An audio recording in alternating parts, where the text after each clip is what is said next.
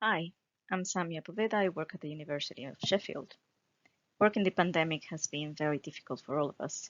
Imagine it for people in other countries, where there was no social support and greater informal employment. Imagine the city of Cebu in the Philippines, where there's a large informal sector, mostly from vulnerable communities, where you usually see this amount of traffic of people coming in and out of the city. And in the first pandemic lockdown, all you had were desolated streets. My current area of research is known by geography professor Nina Laurie and her colleagues as post-trafficking, which is the process and practices associated with leaving a trafficking situation and all the challenges of trying to re-enter society. Research has shown that people have agency, and some might choose jobs which we consider exploitative. Therefore, the importance of employment. A good job might help people in a post-trafficking situation to reintegrate and recover and or from trauma and health issues.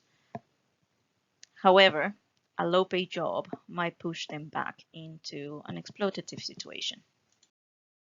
This case is interesting from a digital geography's perspective because I'm currently working with a company that offers IT employment to people in situations of post-trafficking.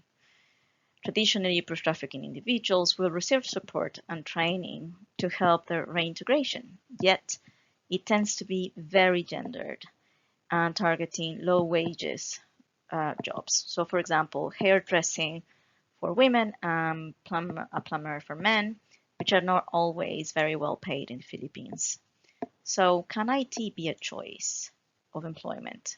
Well, the VPO that I have been working with, based in Cebu in the Philippines, has come up with a holistic program to keep people in a post-trafficking situation training in IT skills, as well as social, financial, mental, and physical health training. People employed are then supported to improve their holistic well-being, as well as offer digital service, such as photo editing, to clients mainly in the US.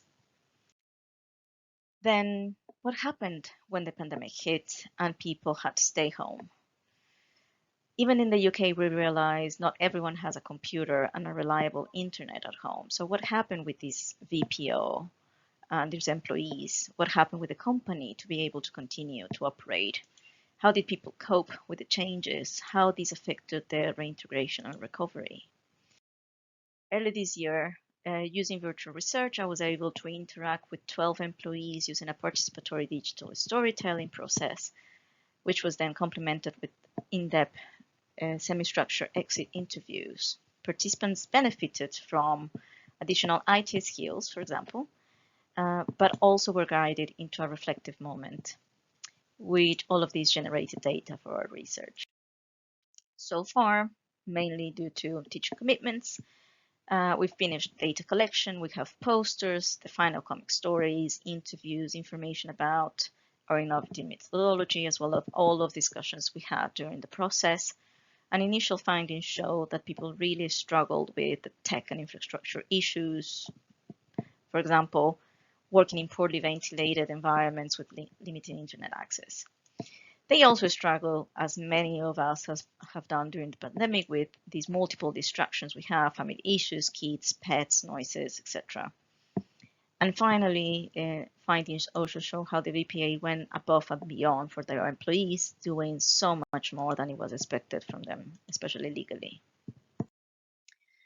Well, I'm still doing some data analysis. I hope you have found interesting what I've shared today, and I leave you here with some examples of the comic stories that the participants produced for this work. Thank you.